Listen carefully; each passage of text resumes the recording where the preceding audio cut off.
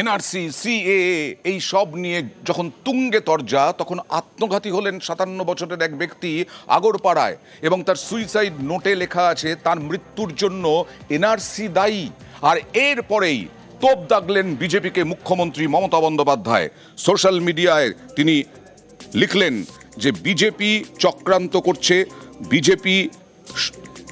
বিজেপির জন্যই বিভিন্ন সময়ে প্রাণ যাচ্ছে, এনআরসি আতঙ্ক ছড়াচ্ছে বিজেপির বিরুদ্ধে সরব মমতা বন্দ্যোপাধ্যায়।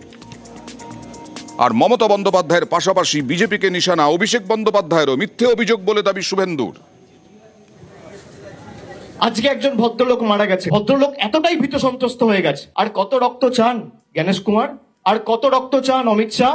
এই মৃত্যুর জন্য দায়ী অমিত শাহ, এই মৃত্যুর জন্য দায়ী জ্ঞানেশ কুমার। তাদের নামে এফআইআর হওয়া উচিত।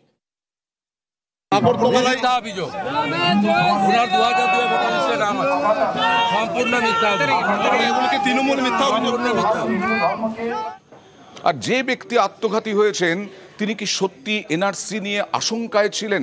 তিনি কেন এরকমভাবে নিজেকে শেষ করলেন জানবো প্রতিনিধি সুবীরের কাছ থেকে। সুবীর, পরিবার কি বলছে?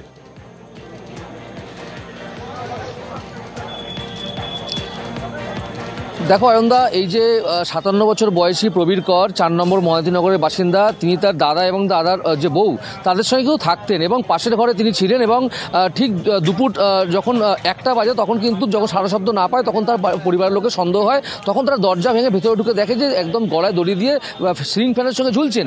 এবং তার পাশে কিন্তু একটা ডায়েরি পাওয়া গিয়েছে, যে ডায়েরির মধ্যে প্রায় 15 পাতা কিন্তু লেখা ছিল ওই এনআরসি বিষয়ক সমস্ত সম্পর্কিত বিষয় নিয়ে লেখা ছিল। এবং তিনি একদম এই এনআরসিতে ভেঙে পড়েছিলেন এবং কিছু কিছু জায়গাতে কিন্তু কিছু কিছু বিষয় তিনি লিখে গিয়েছেন। তার মধ্যে এনআরসিতে তিনি এখান থেকে, অর্থাৎ তার আদি বাড়ি, অর্থাৎ তার বাবা বাংলাদেশের বাসিন্দা, কিন্তু তিনি এখানে তার জন্ম তিনি এখানে করেছেন। মূলত এনআরসির জন্য তাকে এই দেশ ছাড়া হতে হবে, এই কিন্তু এর আতঙ্ক তাই কিন্তু কুড়ে কুড়ে খাচ্ছিল। এবং দিনের পর দিন কিন্তু এনআরসি বিষয়ক সম্পর্কে কিন্তু একটা ডায়েরির পাতাতে 15 থেকে 17 পাতা কিন্তু তিনি লিখেছিলেন। এবং যেখানে লিখেছিলেন একদম নিচের পাতাতে কিন্তু পরিষ্কারভাবে নিচে লেখা আছে যে এনআরসি আমার মৃত্যুর কারণ, এইটা কিন্তু পরিষ্কারভাবে কিন্তু সেখানে লেখা রয়েছে। এবং এই নিয়ে যারা প্রত্যক্ষদর্শী তারাই কিন্তু জয়দেব ভৌমিক, তার যে একদম মানে আবাসনের যে আত্মীয়, তিনি কিন্তু প্রথমে এই নজরে দেখি ওই 57 বছরের আত্মঘাতী যিনি, তার আত্মীয় কি বলছেন।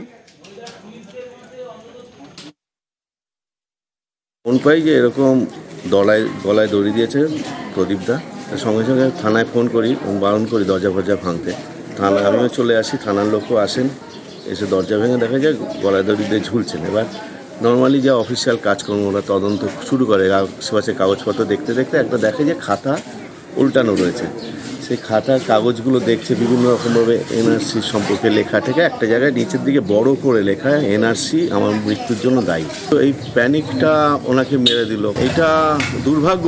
2002 সালে লিস্টে নাম আছে, ওনার আধার কার্ডও পুরনো, সবাই এখানে অনেকের চেয়ে আগে উনি বাস করতেন।